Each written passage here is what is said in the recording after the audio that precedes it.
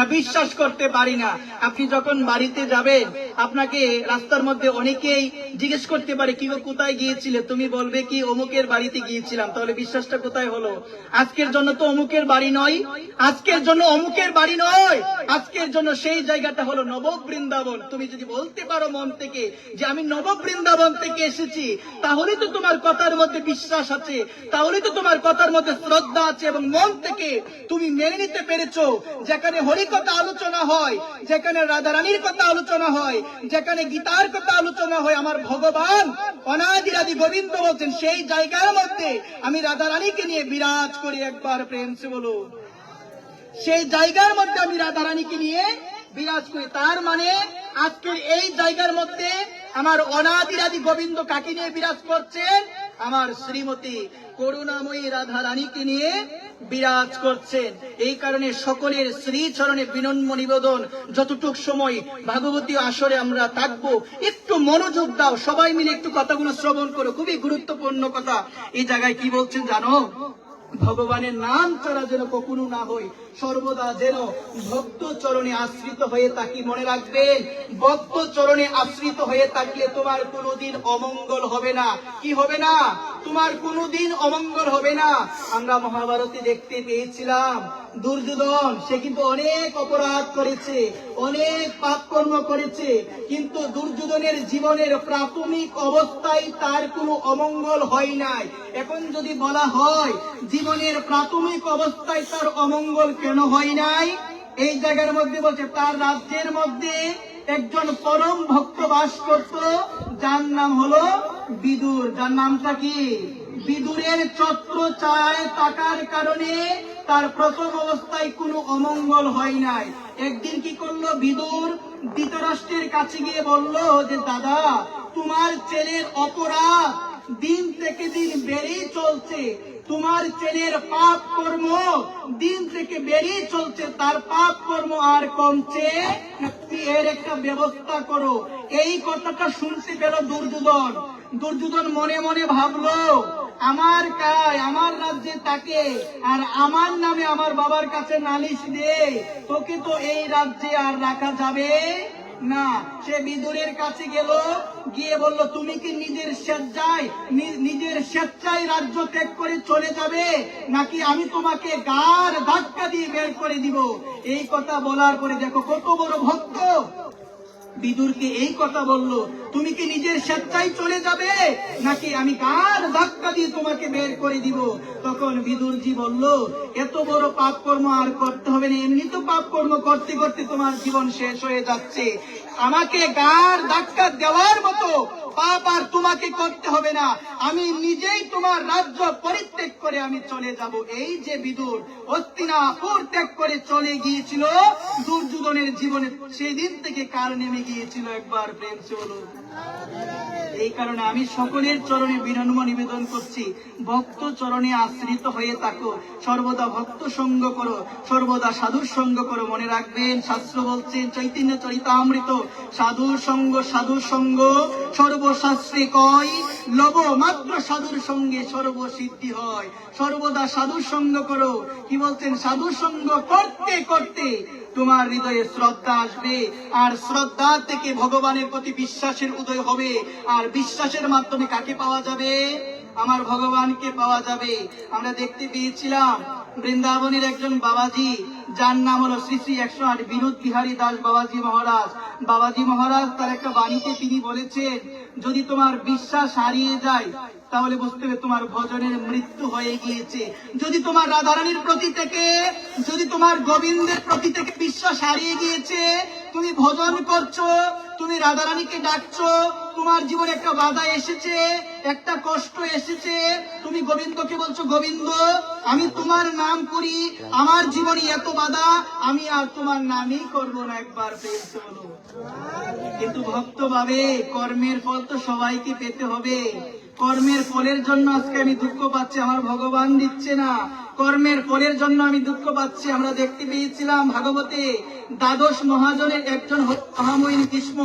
আমরা তো ভাবি গঙ্গা স্নান করলে সমস্ত পাপ মুছে যায়, তাহলে স্বয়ং মহামহিম ভীষ্ম, যিনি হলো মা গঙ্গার সন্তান, যিনি মা গঙ্গার সন্তান, তাহলে তার পাপ কেন মুছলো না?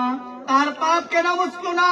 তাকে কিন্তু ওই সরসজ্জার মধ্যে 58 দিন শায়িত অবস্থায় থাকতে হয়েছিল।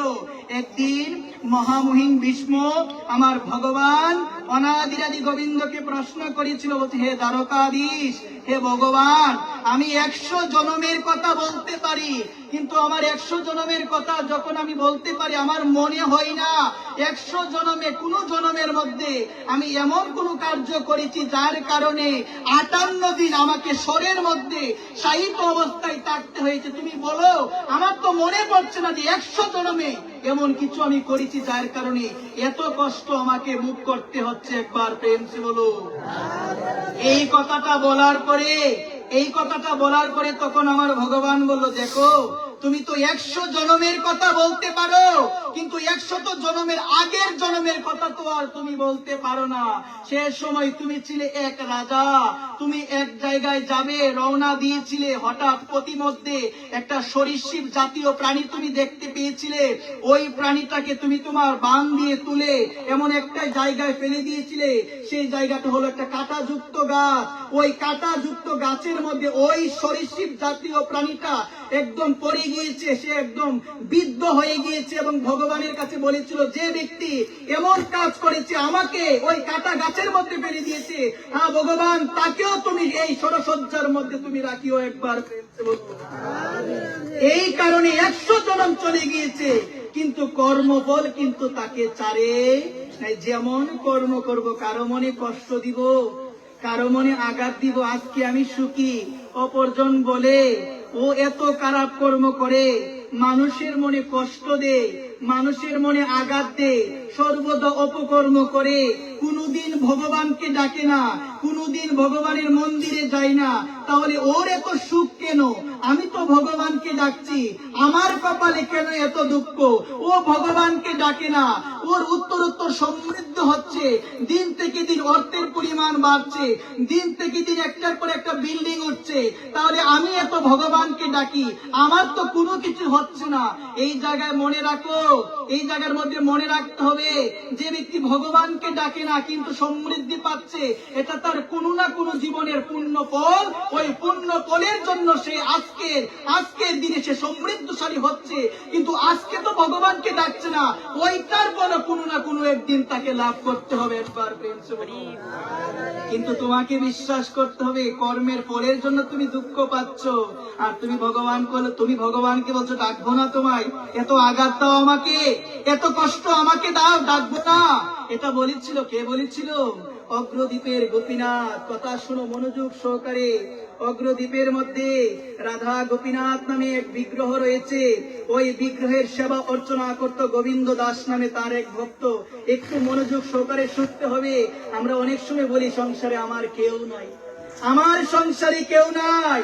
মনে রাখতে হবে, কেউ যদি তোমার নাও থাকে, তোমার সাথে একজন থাকবে, তিনি হলো আমার ভগবান। এটার প্রমাণ আজকের কাহিনীর মধ্যে আমরা পাবো। একটু মনোযোগ সহকারে শুনো। আমরা দেখতে পেয়েছিলাম অগ্রদ্বীপের মধ্যে গোবিন্দ দাস নামে আমার প্রভুর একজন ভক্ত ছিল। ওই গোবিন্দ দাস প্রতিদিন শ্রদ্ধা সহকারে পরম যত্নে রাধা গোপীনাথের অর্চনা করত। কার অর্চনা করত? রাধা গোপীনাথের অর্চনা করত। এই জায়গার মধ্যে বাবা এবং মা, একটা জিনিস তোমরা লক্ষ্য রাখো, আমরা যখন বিগ্রহ সেবা করব, আমরা যখন চিত্রপট সেবা করব, ভালোবেসে প্রেম সহকারে সেবাটা করতে হবে। অনেক সময় মানুষের মুখে একটা কথা আমরা শুনি, আমরা যদি কাউকে বলি, কি গো তুমি কি ভগবানকে দেখেছো? সে একদম বলে দিয়ে, আমি কোনোদিন ভগবানকে দেখি নাই। তাহলে আজকে এই সৎসঙ্গের আয়োজনে আমি যদি সবাইকে বলি, মা তোমরা ভগবানকে দেখেছো? আওয়াজ নাই দি মা, ভগবানকে দেখো নাই? বাবা তোমরা ভগবানকে দেখেছো? দেখো, এই জায়গার মধ্যে বোঝার বিষয়, তুমি ভগবানের সেবা দেও প্রতিদিন, ঠাকুর ঘরে গিয়ে মাথা নত করে প্রণাম করো, আর তোমাকে আমি বললাম কোনদিন ভগবানকে দেখেছো? তুমি তৎক্ষণাৎ বলে দিলে দেখো নাই। তাহলে তুমি কার সেবা দিচ্ছ? তুমি কার সেবা দিচ্ছ? তুমি মন্দিরে কেন যাচ্ছ বিশ্বাস না, তুমি ভাবছো কি এটা মূর্তি, এটা প্রতিমা, এটা তো সাক্ষাৎ ভগবান। কি বলছেন?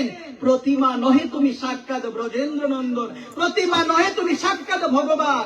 তাহলে আমাকে কেউ বললো তুমি ভগবানকে দেখেছো, আমি বলে দিলাম তৎক্ষণাৎ আমি ভগবানকে দেখি নাই। তাহলে এতদিন আমি কার সেবা করলাম? আমি কি কোনো সাধারণ মূর্তির সেবা করেছি? আমি কি কোনো মূর্তির সেবা করেছি? এই জায়গার মধ্যে আজকে আমরা বুঝতে পারবো যে সেবা কিভাবে করতে হবে। ওই রাধা গোপীনাথকে গোবিন্দ দাস পরম যত্ন সহকারে সেবা করত, পরম আপন ভেবে সেবা করত। আর এইদিকে রাধা গোপীনাথ ভগবান আমার ওই গোবিন্দ দাসের সেবাতে এতটাই সন্তুষ্ট হয়েছে, গোবিন্দ দাসকে তার নিজের পিতা রূপে আমার ভগবান স্বীকার করে নিয়েছে। একবার পেন চলো।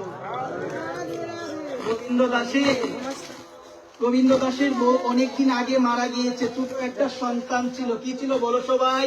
ছোট একটা সন্তান ছিল। এক সন্তান। আর সেবা দিত কাকে? প্রতিনিয়ত সেবা দিত। কাকে সেবা দিত? রাধা গোপীনাথকে সেবা দিত। এক সময় কি হলো জানো? এক সময় হয়েছে কি, তার একমাত্র আদরের সন্তানটা মারা গিয়েছে।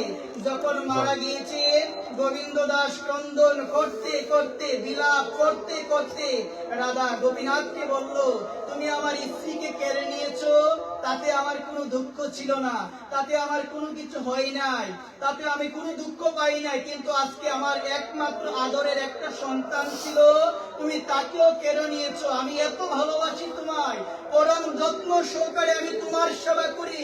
আজকে তুমি আমার বউকে কেড়ে নিয়েছো, তাতে দুঃখ ছিল না, কিন্তু আজকে তুমি আমার সন্তান, আদরের সন্তান, তাকেও তুমি কেড়ে নিয়েছো। আমি আর তোমার সেবাই করব না, আমি আর তোমার সেবাই করব না। এত ভালোবাসি আমি তোমাকে, এত ভালোবেসে তোমাকে আমি সেবা করছি, তুমি আমার আদরের একমাত্র সন্তানকে কেড়ে নিয়েছো। এখন আমার শ্রাদ্ধ ক্রিয়া কে করবে? এখন আমি মরলে পরে আমার অন্ত্যেষ্টি ক্রিয়া কে করবে? কে আমার মুখে আগুন দিবে? আমার তো আর কেউ রইল না। বিলাপ করছে। হঠাৎ বিগ্রহ থেকে একটা শব্দ আসলো। কি বলছে? বাবা। বাবা বলছে। কে বাবা বলছে গো? আজকে রাধা গোপীনাথ বলছে, বাবা আমিও তো তোমার সন্তান। বাবা আমি কি তোমার সন্তান না? তোমার একটা সন্তান বাবা মারা গিয়েছে। তোমার ঘরে যদি আজকে দুইটা সন্তান থাকতো, একটা সন্তান যদি সে মারা যেত, তুমি কি অপর সন্তানকে খাবার দিতে না? অপর সন্তানকে কি তুমি কোনো কিছু দিতে না? বলছেন অবশ্যই দিতাম। বলে বলছেন কি, তাহলে তো আমিও তো তোমার সন্তান বাবা। তুমি যে আমাকে এত ভালোবেসে আমার যত্ন করে আমার সেবা দিতে বাবা, তখন আমি মন থেকে তোমাকে পিতা রূপে স্বীকার করে নিয়েছিলাম। আর আজকে তুমি বলছো তোমার সন্তান মারা গিয়েছে, তুমি আমার সেবা করবে না।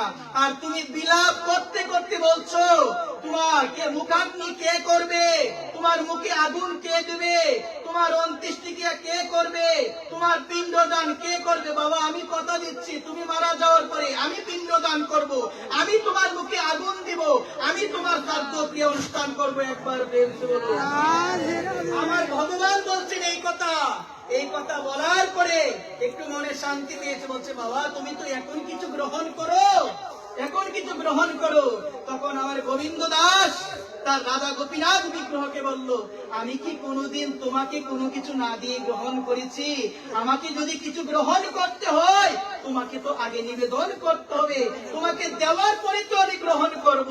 তখন ভগবান বলল, রাধা গোপীনাথ তাহলে তুমি কি করো, ভোগ নিবেদন করার পরে তুমি আমাকেও দাও, তুমিও গ্রহণ করো, কিন্তু তুমি চিন্তা করো না, তুমি কোন রকম চিন্তা করো না। তুমি তো চিন্তা করছো তোমার মুখাগ্নি কে করবে, তোমার মুখে আগুন কে দিবে, তোমার শ্রাদ্ধ ক্রিয়া কে করবে, তোমার উদ্দেশ্যে গয়ায় গিয়ে কে পিণ্ডদান করবে। আমি কথা দিচ্ছি তুমি মৃত্যু বরণ করার পরে একটা সন্তান যে কর্মগুলো করে আমিও সেই সমস্ত কর্ম করবো। একবার বলো না।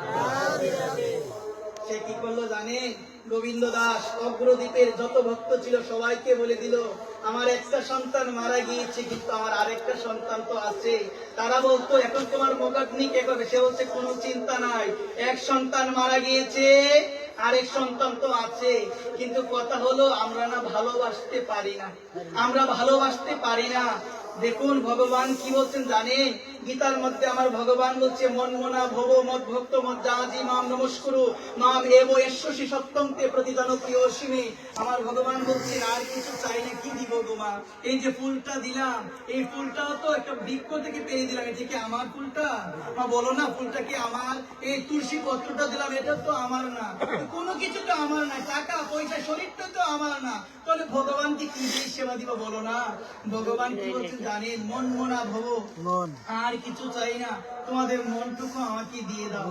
এত দয়াল ভগবান, এত করুণাময় ভগবান, ভগবান চেয়ে নিচ্ছেন, বলছে মনটা দাও না আমাকে, মনটা দাও না। কিন্তু জানো বাবা, আমি না আমার মনটাকে দিয়েছি সংসারের স্ত্রী পুত্র পরিজনকে মনটা দিয়েছি। সর্বদা আমার ছেলের চিন্তা হয়, সর্বদা আমার মেয়ের চিন্তা, আমার বৌমার চিন্তা।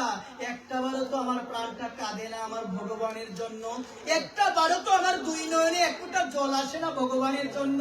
আমি অনেক কাঁদি সংসারের জন্য, কিন্তু একটাবার মনে রাখো, একটাবার চিন্তা করে দেখো, সংসারের জন্য যতই কাঁদো না কেন, এই চোখের জলের মূল্য কিন্তু সংসারে দিতে পারবে না মা। একটাবার যদি গোবিন্দকে আপন করে নাও, একটাবার যদি বুঝতে পারো গোবিন্দ তুমি বিনে কেউ আপন নই। সমুদ্রের ফেনা যেমন সমুদ্রে বিষয়, মায়ার সংসারে খেলা সেইভাবে হয়। কেউ নহে পিতা মাতা আত্মীয় স্বজন, সবাই ফেনার মতো তাকে অল্পক্ষণ, চিরদিন কেউ থাকবে না। এত আপন আমার মা, মাও থাকবে না। এত আপন আমার বাবা, বাবাও চলে যাবে, সবাই চলে যাবে, আত্মীয় স্বজন সবাই চলে যাবে। কিন্তু যাকে সারাটা জীবন অবহেলা করলাম, যাকে সময় দেওয়ার সময় হলো না, যাকে ডাকতে পারলাম না, সেদিন তিনি বিনে বান্ধবার তোমার কেউ হবে, কেউ হবে না। যেদিন মৃত্যুবরণ করবে, অন্যের স্কন্ধে চাপে তোমাকে শ্মশানে যেতে হবে, সেদিন সবাই বদনে একটাই কথা বলবে, বলো হরি হরি বল, বলো হরি হরি বল। সেদিন সবাই বলবে হরি বল, কিন্তু সেদিন আমি আর বলতে পারবো না। কেন পারবো না জানো? সেদিন আমার ভিতরে আত্মা চলে যাবে। আত্মা না থাকার কারণে সবাই বলবে, আমি বলতে পারবো না।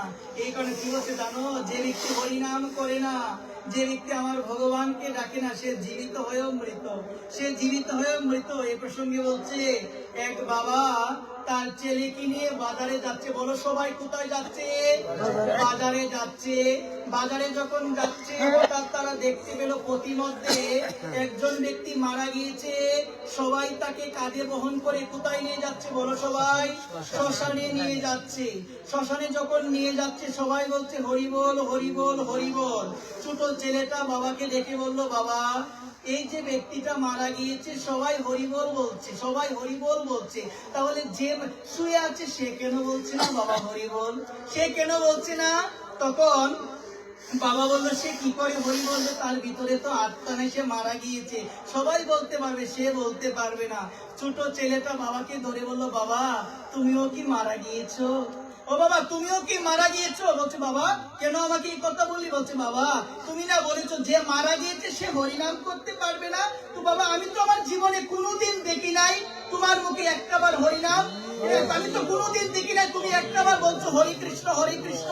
আমি তো কোনোদিন শুনি নাই তুমি বলছো রাধে রাধে। তাহলে বাবা তুমি তো বলছো যে ব্যক্তি হরিনাম করতে পারে না সে মৃত, তাহলে তুমি তো হরিনাম করো না, তুমিও তো তাহলে মৃত। এই কথা বলার পরে বাবা বুঝে গেল। দেখো বাবা বুঝে গেল, বাবা বুঝে গেল আমার ছেলে আমাকে কি বোঝাতে চাইলো, যে আমার দেহে প্রাণ আছে বটে কিন্তু আমার মুখে হরি নাম নাই। আমার দেহে প্রাণ আছে বটে আমি মুখে রাধে রাধে বলি না। আমার দেহে প্রাণ আছে বটে আমি হা নিতাই বলে কাঁদি না। আমার দেহে প্রাণ আছে আমি একটাবার দুই বাহু তুলে বলি না হা গো। আমার দেহে প্রাণ আছে বটে আমি বলি না রাধে রাধে বলি না, আমার সময় নাই। তাহলে জীবিত হয়েও আমি মৃত, আমি জীবিত হয়েও মৃত। আমার ভিতরে প্রাণ আছে কিন্তু ভগবানকে ডাকার আমার সময় নাই। বাবা জানো যখন বিছানায় পড়ে যায়, যাদের জন্য সারাটা সময় দিলাম, যখন তারা অবহেলা করে, যখন তারা বলে কি বলে জানো, বুড়া মরে না কেন, মরলেই বাঁচে। একটাবার চিন্তা করে দেখো শঙ্করাচার্য কি বলেছিল? শঙ্করাচার্য বলেছিল, যতদিন করে নর ধন উপার্জন ততদিন বসে থাকে নিজ পরিজন। যেদিন বৃদ্ধকালে তোমার দেহ হয়ে যাবে জীর্ণ, সেদিন পুত্র পরিজন সবাই বলিবে ওরা মরে না কেন, এই জঞ্জাল মরে না কেন, মরলেই তো বাঁচি। এই কারণে চিন্তা করো, একশো বাকিবে, দন্ত নড়িবে, সম্বল হবে তোমার লাঠি। সেদিন পুত্র পরিজন সবাই বলবে মরে না কেন, মরে না কেন, মরলে বাঁচি। আর সেদিন তুমি বলবে যাদের জন্য সারাটা জীবন শ্রম দিলাম, যাদের জন্য সকাল থেকে রাত্র পর্যন্ত শ্রম দিয়ে গেলাম, আজকে সেই আমার সাথে আত্মীয় স্বজন, আমার ছেলে মেয়ে, তারা বলছে আমি মরি না কেন, মরলে বাঁচি। সেদিন তোমার মন চাইবে কেন যে হরিনাম করলাম না, কেন যে ভগবানকে ডাকলাম না, কেন যে সাধু সঙ্গ করলাম না। সেদিন বুঝতে পারলো আর কোনো লাভ হবে না। সেদিন মনটা চাইবে দুইটা বাহু তোলার জন্য, কিন্তু সেদিন সেই শক্তিটা আর থাকবে না। সেদিন মনটা চাইবে যাই সাধু সঙ্গে, বাবা গো, সেদিন তোমার পা দুটা আর চলবে না।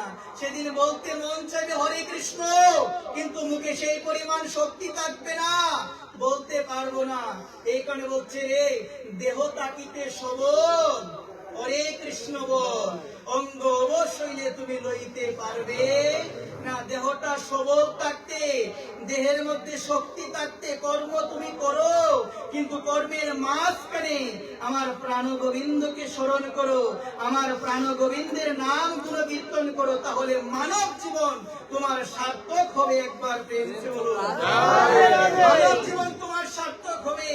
এই কারণে আমি সকলের শ্রীচরণে আমি অধম বিনম্র নিবেদন করছি, যে যে কর্মই করো না কেন, আমি বারবার বলছি বাবা, কথা সার কথা একটাই, যাই করি না কেন যেন ভগবানকে না ভুলে যাই, যেন ভগবানকে না ভুলে যাই, ভগবানকে মাঝখানে রেখে আমি যেন আমার জীবন যাত্রা নির্বাহ করি।